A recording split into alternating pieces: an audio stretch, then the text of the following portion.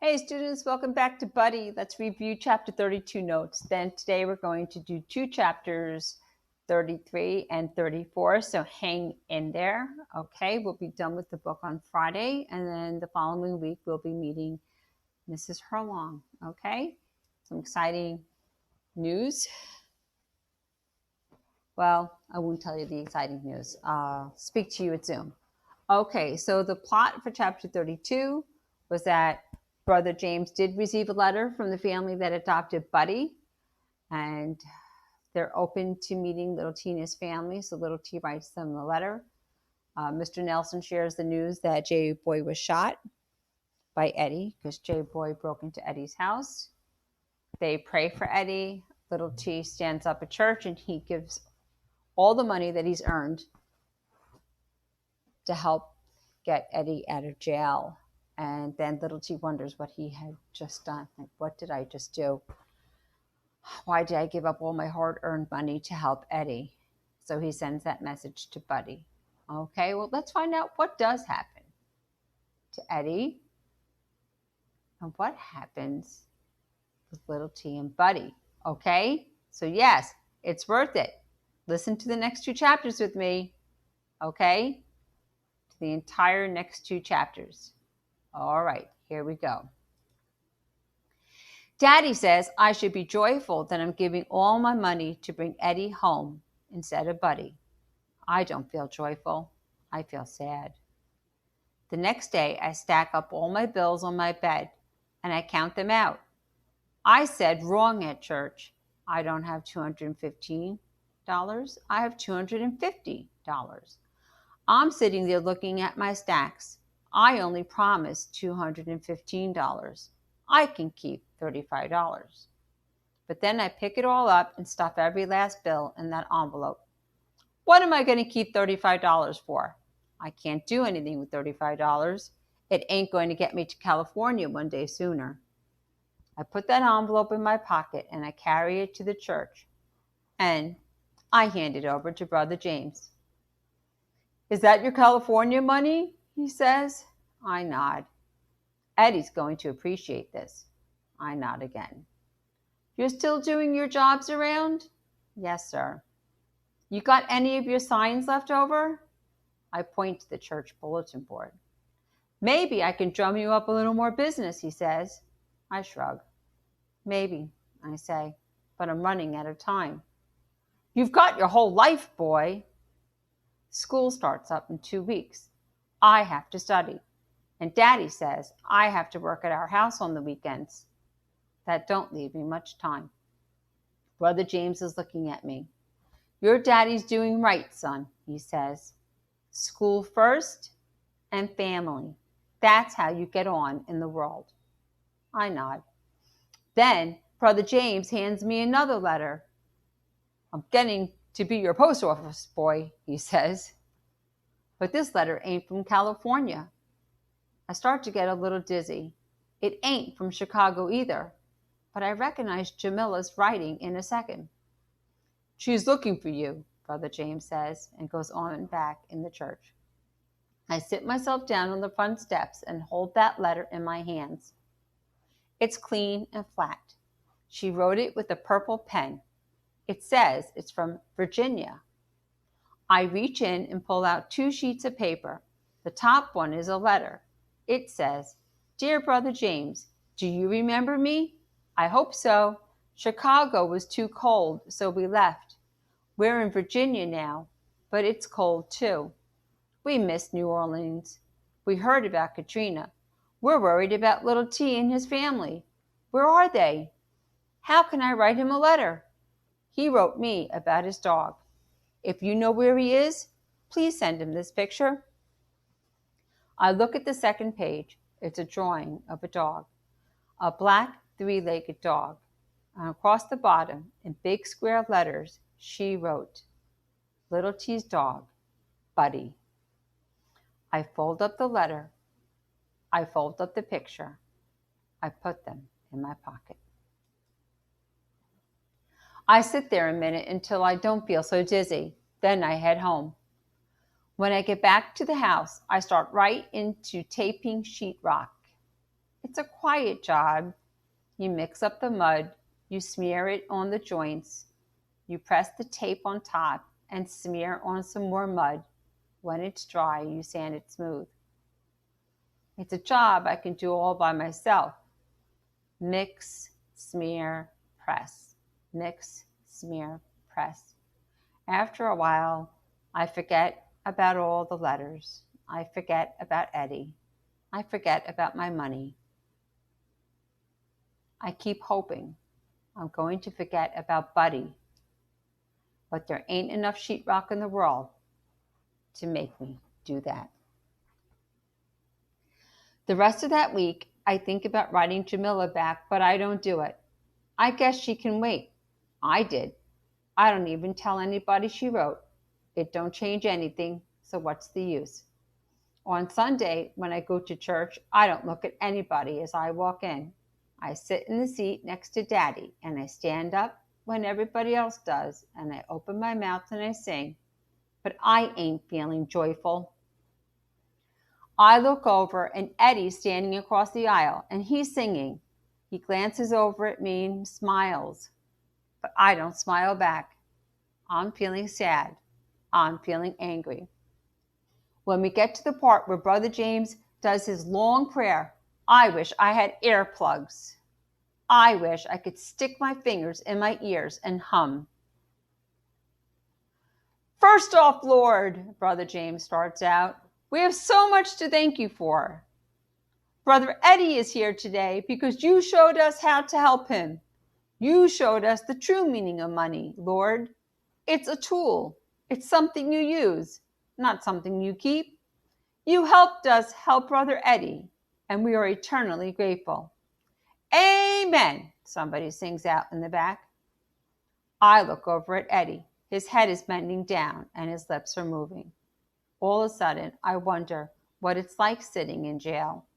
I wonder what it's like thinking about your aunt who raised you up. I wonder if you say a prayer of thanksgiving that she ain't there to see you. I wonder if you just want to shrivel up and die right there.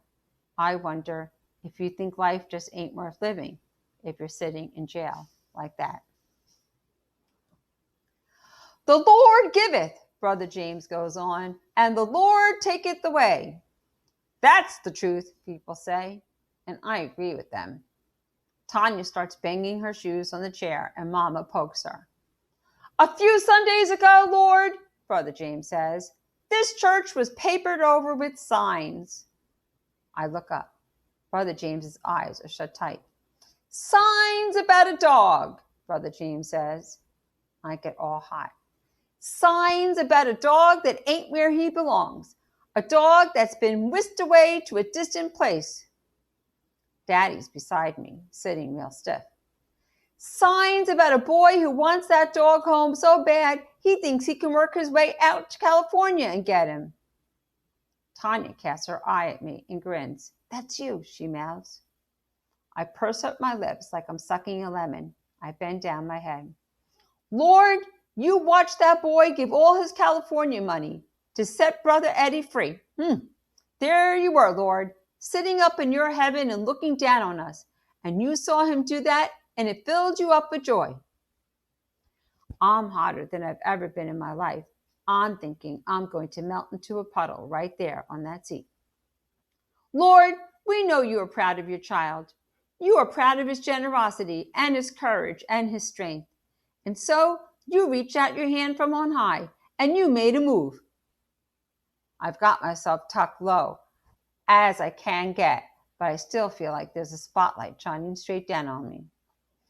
Those signs, Brother James goes on, didn't stay in this church. They made their way out into the world. People out there saw them. Phone calls were made. Letters were written. Hands were shook. Oh. So those signs that little T made and hung up all over the church somehow left the church and made their way out into the world? How do you think people outside of the church in New Orleans saw little T's signs? You know, when you wrote those signs, I'll do anything. Please help me get my dog back. I'll mow your lawn. I'll muck out your house. I'll hang sheetrock. How do you think people outside of New Orleans saw those signs? Well, maybe some people took pictures of the signs. Maybe some of the pictures of the signs were posted on social media or the internet, or maybe in a newspaper somewhere, right? So Brother James, he's still praying. Lord, the Bible says, the Lord giveth and the Lord taketh away. But maybe they got it backward. Maybe it ought to say, the Lord taketh away and the Lord giveth back. Because you're giving today, Lord. You're giving to that boy who made those signs. Lord, you're the one who touched the people out there in the world who read those signs. You're the one who moved their hearts to generosity. You're the one who gathered them together exactly where they needed to be. And you're the one who, through your almighty power and everlasting grace, has delivered to this congregation on this very morning 2 airplane tickets to California leaving on Wednesday. I can't help it. I pop up out of my chair without thinking. The whole congregation starts cheering. It ain't like a prayer at all. It's like a football game. They're all cheering and clapping. Eddie comes right across the aisle and starts pounding me on the back. And Brother James comes walking down from out of the pulpit with 2 folded up pieces of paper in his hand and a grin as wide as the Mississippi River shining on his face. God picked you for that dog, son, he says, and he hands the tickets to me. You fly on out there and you bring your buddy home. Okay, so we can infer that someone donated 2 plane tickets so that little Tina's daddy can go out to California and get Buddy. Okay, hang in there. We're going to do chapter 34 and find out what happens next. I ain't never flown on a real airplane before, but Daddy did. He says when he was in the Army 1,000 years ago, he flew around to various garden spots of the military. He won't talk about any of them. He just nods and says, And that makes me think about Grandpa T saying that exact same thing. Wednesday morning, we pack up a little suitcase borrowed from the widow. Mama gives us some pralines for the lady in California. She wraps them up in tissue paper and sticks them in a box so they won't break. She says I have to carry them in my hands the whole way. When she walks out the room, Daddy tells me real quiet not to worry. He says, we'll put them in a suitcase when we get to the airport. If they get broke, they get broke. I tell Tanya she's going to have to feed Rover while I'm gone. She says okay, and can she dress him up? I give her a look, and she don't ask again. We put on the nicest clothes we got, and Brother James drives us out to the airport. All the way out there, Brother James is talking nonstop. He's explaining how about how he knows somebody who knows somebody who knows a man who flies around in airplanes on his business so much he sometimes gets tickets for free. When that man heard about Buddy, he was falling all over himself to give us those tickets. He says maybe he'll come meet Buddy when we get him home. And Brother James says maybe we'll call the newspaper and they'll do a story. He says we could use a happy story instead of all the sad ones we read all the time, like about how it was at the airport during the storm when the old sick people were laying on the floor all scared and tired and confused, and the helicopters were bumping in from the hospitals with more and more people, and that lady who wasn't even a nurse had to deliver a baby right out there on the runway in the middle of the afternoon in the scorching heat and sun. Well, Brother James keeps on talking, but I ain't listening to any of that stuff. I've heard enough about Katrina to last my whole life. I'm thinking about California now. I'm thinking I'll see some different stuff out there. I'll see mountains. I'll see the ocean. In some places, they say, you can see them both at the same time. Then I'm thinking, that's all going to be just fine. But the most important thing I'm going to see is Buddy. Brother James waves us goodbye, and we walk through the metal detector. and stroll on down that great big old hall like we've been doing this all our lives. They've got that Zydeco music playing, and they've got a lucky dog cart right there inside the building. Daddy says I can get a hot dog if I want. He says we've got plenty enough money for something like that. Then that plane rolls down the runway and takes off, and I'm thinking, I'm flying for real. I'm really up in the sky. I'm really looking down and seeing things with my real eyes. Now, remember in the book, little T kept flying? He would do those flying tricks. He would go imagine he was with Buddy. Remember, he would send messages and pretend he was flying outside of the shelter to New Orleans or from his new school and new apartment in Mississippi. He would do those flying tricks. He would pretend he was flying and arriving in Buddy's room. But he was flying in his mind. But now he's flying for real. I could see the swamp spreading out down there, all brown and fuzzy with trees. I can see roads like snail tracks shining in the sun. I can see the top sides of the clouds when I ain't never seen nothing before but the bottom sides. And when I think about why I'm in that airplane and where I'm going and what I'm doing, I can hardly sit still in that scratchy old seat. The flight attendant squats down beside me. Is this your first time in the air? She asks and smiles all pretty. I nod. Don't be scared, she says. We'll take good care of you. I laugh. I ain't scared. I'm happier than I've ever been in my whole life. You can't see as much with real flying as I thought. We pass over the deserts, we pass over the mountains, but we can't see any of it. I read the magazine in the pocket in front of me. I eat the food, and it ain't good. I look out the window at enough clouds to last me forever. Just about when I think I'm going to go crazy with clouds, a voice comes over the radio and says, we're about to land. Praise God, Daddy says. And all of a sudden I realize he's been scared the whole way. He's been doing just like Grandpa T, pretending he's asleep because he don't like where he is. You've been scared, Daddy, I say. Course not. He huffs up his shoulders and shivers his head. I laugh, but he don't think it's one bit funny. We drag off the plane with everybody else. People are carrying all kinds of stuff.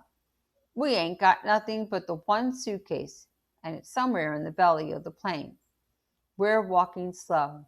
We pass out of the hall into the airport. What do we do now, Daddy, I say. And then, I don't wonder. There's a woman and a boy standing not 10 feet away. They're holding up a sign. It says, Welcome T Jr. and Little T. I frown. I ain't Little T. I'm Little T. Daddy's walking straight over to them. He's holding out his hand. He's shaking hands with the lady, and they're talking about the plane ride and the heat and all the people they've got in that great big airport. That boy and me are just looking at each other. He's white, just like the woman. He ain't as tall as me, but I guess he's about as old. Ah, so the woman's son is little T's age, right? And he's now Buddy's owner. He's got brown hair flopping around in girly curls. He's wearing something that looks like a bathing suit and a t-shirt with a surfboard on it. He's got on flip-flops. I'm standing there in my Sunday best and feeling like a fool. So I hold out my hand. I'm Little T, I say. Then I can't help myself. Not Little T, Little T. He takes my hand. I'm Brian, he says. We pump once and let go. Then we look away. Thank you, Daddy's saying. Come on, son. He and the white lady are walking off, talking a mile a minute. Brian and me follow, but we don't say anything. There's going to be tension between Brian and Little T, right? There's a conflict. right? Buddy's little T's dog. But now Buddy got adopted by Brian's family. So now Brian is kind of saying, it's my dog now. So there's going to be tension. There's going to be conflict between Brian and little T. After we get our suitcase, that lady puts us in the car and drives us out into the city. It's night, but I can tell California don't look anything like New Orleans. I don't see any columns on any of the houses. There ain't no iron fences. There ain't no big old live oak trees. Once we get into the mountains, it's pitch black dark, just like Mississippi. Then we go over a big hill, and there are lights spread out everywhere in front of us. We go around a curve, and it's all dark again. Daddy and the lady are sitting in the front seat talking away. But Brian and I don't say anything. We drive and drive and drive. We get to a little town, and then we pull in the driveway of a house. It's a new house. It's got a wide driveway and a tall wood fence around the backyard. Buddy's here? I say to Brian. He nods. I feel my heart going like a race car. We walk inside. She flips on the light and drops her keys on a glass table.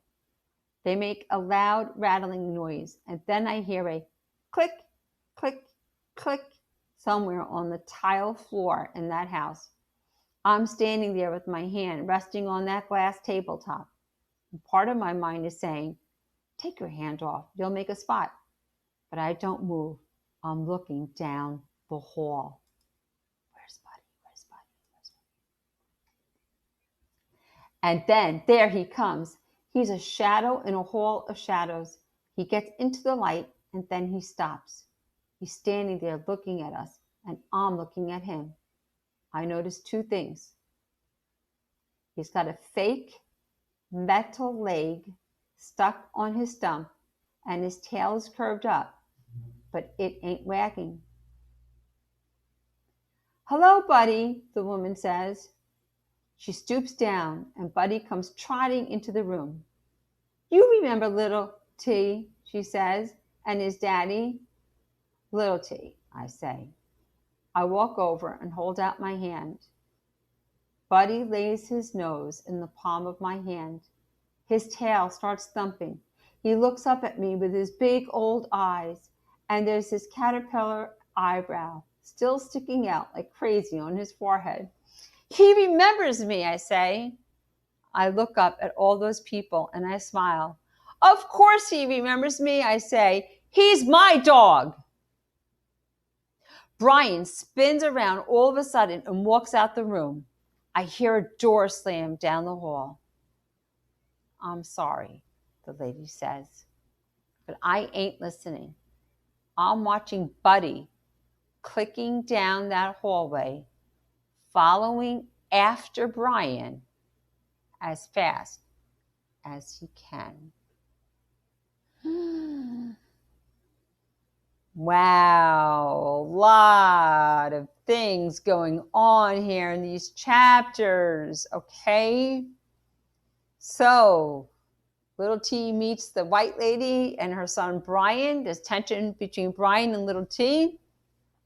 Little T finally meets up again with Buddy. Buddy's going click, click, click because he's got a metal leg.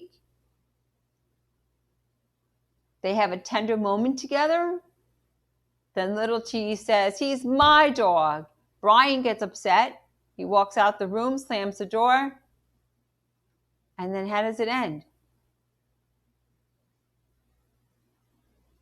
Buddy follows Brian as fast as he can. Buddy goes to Brian's room. So I think Buddy, as a dog, is having some conflict too, right? Buddy doesn't know. Buddy's confused. Does he follow after Brian? Does he stay with little T? There's a lot of good stuff here. So just basically remember chapter 33. We find out that people outside of the church saw the signs. And as a result, somebody donated money, a man, to get little T on a plane with his dad to California. Okay? And Little T finally heard from Jamila. In chapter 34, Brother James takes Little T and Daddy to the airport and talks nonstop about Katrina. Little T and Daddy are greeted by Brian and Brian's mother at the airport. Buddy does remember Little T, and Brian gets upset when Little T states, "He's my dog." Right? You're going to answer, what does Little T mean when he says, "I'm flying for real"? Use evidence from the text to support your answer. What does it mean when Little T says, "I'm flying for real"?